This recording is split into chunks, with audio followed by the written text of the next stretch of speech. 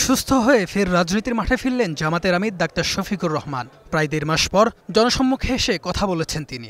কৃতজ্ঞতা প্রকাশ করেছেন মহান সৃষ্টিকর্তার প্রতি। শুক্রবার সকালে ঢাকা ১৫ আসনের কাফরুল দক্ষিণ থানার উদ্যোগে আয়োজিত ফ্রি মেডিকেল ক্যাম্পে প্রধান অতিথি হিসেবে উপস্থিত হন জামাতের আমির। তিনি বলেন, বাংলাদেশের রাজনীতিবিদদের কিছু হলে বিদেশে চিকিৎসার জন্য ছুটে যান, ফলে দেশের চিকিৎসা ব্যবস্থার উপর মানুষের আস্থা কমেছে। সেই আস্থা ফেরাতে দেশের চিকিৎসার সিদ্ধান্ত নেন বলে জানান ডাক্তার শফিকুর রহমান। আমার বাংলাদেশে চিকিৎসা নেওয়াটা ছিল, যারা অল্প কিছু হলেই হাঁচি কাশি হলেই বিদেশে দৌড় দেন, তাদের সেই উদ্যোগের প্রতিবাদ। কেন যাবেন? বিশেষ করে রাজনৈতিক মহলের বন্ধুদেরকে বলবো যে এই চিকিৎসা একেবারেই বাংলাদেশে প্রাপ্যতা নাই, পাওয়া যায় না, তার জন্য যান, আমার কোনো আপত্তি নাই। কিন্তু যে চিকিৎসা বাংলাদেশে আছে তার জন্য যাওয়া উচিত নয়। আগামী নির্বাচনে জামাত ইসলামী থেকে নির্বাচিত সংসদ সদস্যরা করমুক্ত গাড়ি কিংবা কম মূল্যে সরকারি প্লট নেবে না জানিয়ে তিনি বলেন, ক্ষমতা এলে তেলা মাথায় তেল দেবে না জামাত। আগামীতে বাংলাদেশ জামাত ইসলামী থেকে যারা নির্বাচিত হবেন তারা সরকারের কোনো প্লট অল্প মূল্যে গ্রহণ করবেন না ইনশাআল্লাহ।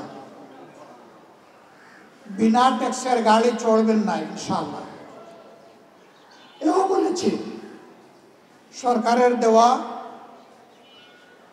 ন্যায্য যে সমস্ত সুযোগ সুবিধা আছে তার কতটুকু না নিয়ে পারা যায় তাও আমরা বিবেচনায় নেব।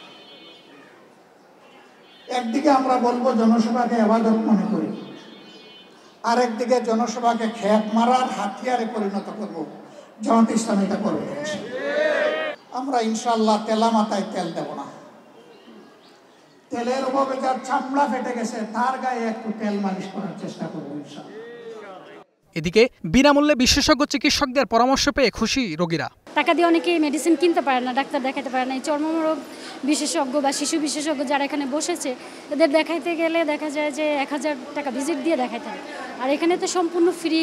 মানুষের সমাজ সেবামূলক কোনো কাজ আর কোনো সংগঠন করে না, একমাত্র বাংলাদেশ জামাত ইসলামের পক্ষে দ্বারাই এটাই সম্ভব। এই উদ্যোগটা আসলে অনেক মহৎ উদ্যোগ। এরকম উদ্যোগ আসলে আরও করা উচিত। আমরা প্রেসক্রিপশন করে দিচ্ছি, প্লাস যে ওষুধগুলো অ্যাভেলেবেল আছে এখানে সেগুলো নিয়ে যেতে পারছে। বাকি দু একটা হয়তো যেগুলো আনকমন সেগুলো বাইরে কিনে নিতে হবে।